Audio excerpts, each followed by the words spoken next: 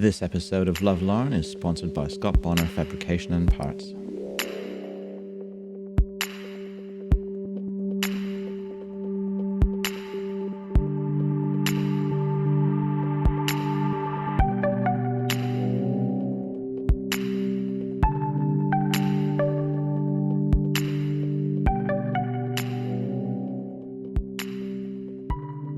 Set up for painting my reel here today. Got my little makeshift spray booth. In terms of prep for the reel itself, it was covered in a flaking sort of orangey paint. I'm not sure if it was a powder coat or not, but it needed to come off, and there was quite a bit of rust as well. So I took it up to Lincoln Meads in Swan View and did some sandblasting in his cabinet while I was up there for some other odds and ends, and basically went to town on it. Didn't do a perfect job.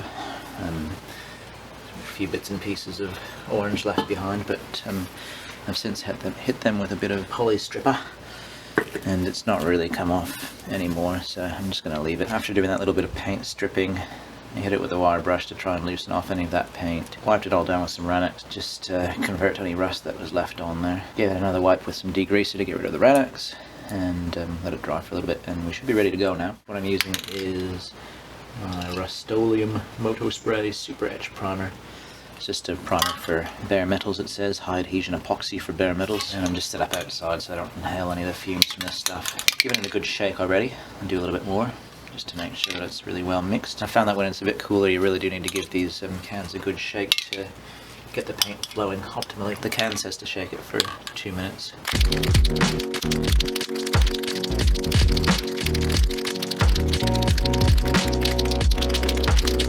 Also worth noting that I've just masked the ends of the shaft on the reel where I don't want any paint.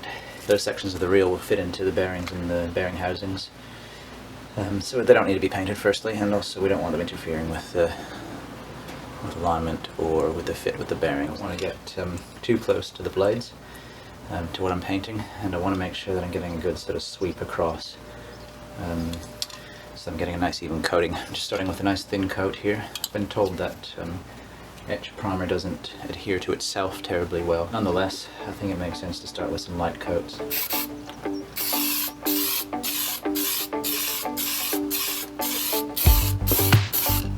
I'm just working top down, side to side, and then I'll spin it around.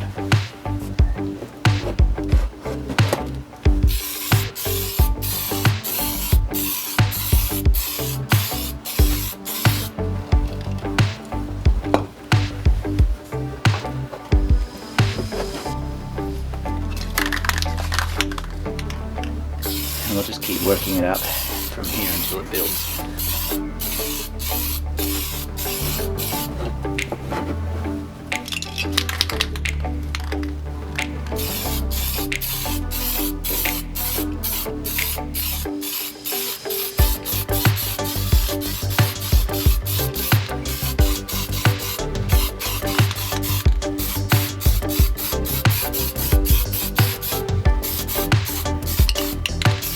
It's worth noting that I am painting the cutting surface of the blade, and that will be ground off when I get the blade sharpened.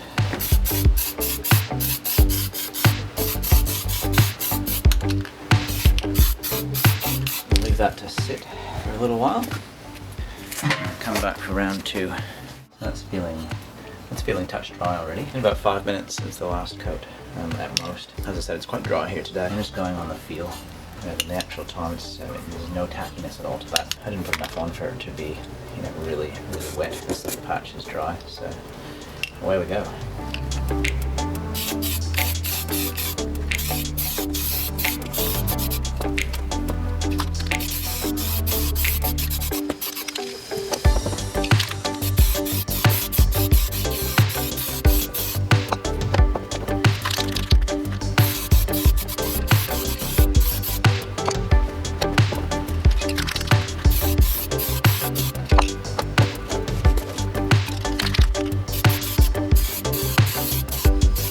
How the guys on the forums are getting their blades powder coated.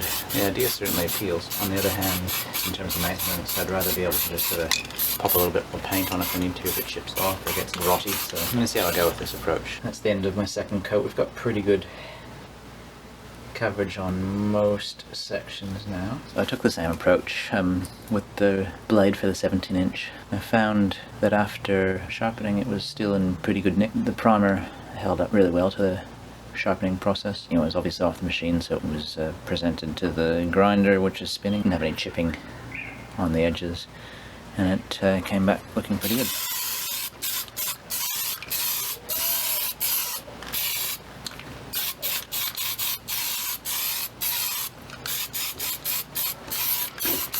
And we're done. Let that dry.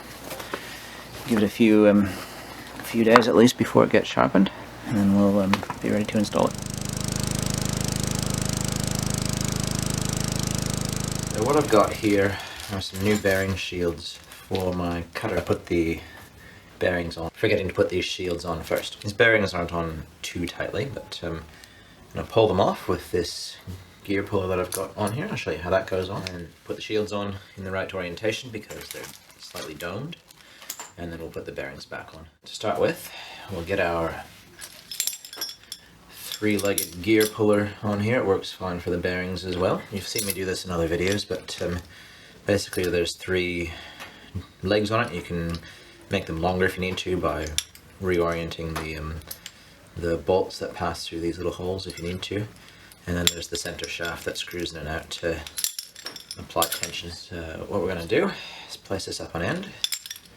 Helps if you can put it in a vise or stabilize it somewhere if you have someone to help you. So I'm lucky with this shaft because it's got a little divot right in the end of it, and it just helps the tip of that of this little puller seat really nicely. So I'm going to stick that in there just like that. Let the whole contraption sort of fall roughly into place. Got lucky that time, it's not always that easy. And then just tighten that screw until, just by hand, until the three legs seat underneath that bearing. Got a wrench, you can use a driver or whatever, but just start tightening that up now, just holding it in place with my hands so it doesn't spin on the shaft. Fortunately I did put a bit of grease on this shaft before I pop this bearing on, so this is going to slide off without much of a hassle. And there we go, there's our first bearing off. And same thing with this one. This one's doesn't have the same distance to travel obviously, so it should be a bit easier. On the other hand, we'll need to warm this in a little bit, the center section of this puller a little bit before I get everything hooked on. So a little bit more, just to get a feel for it. Doesn't have to be perfect. Pop it on there. Blade's freshly ground, so it's sharp. A little bit of extra twisting just to snug that up. Make sure it's sitting nicely, and that's going to come off just by hand. Sometimes you just need the right sort of,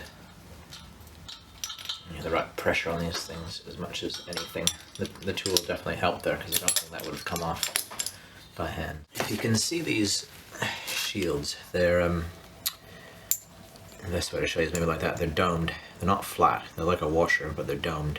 And those just pop over there like so. And the bearing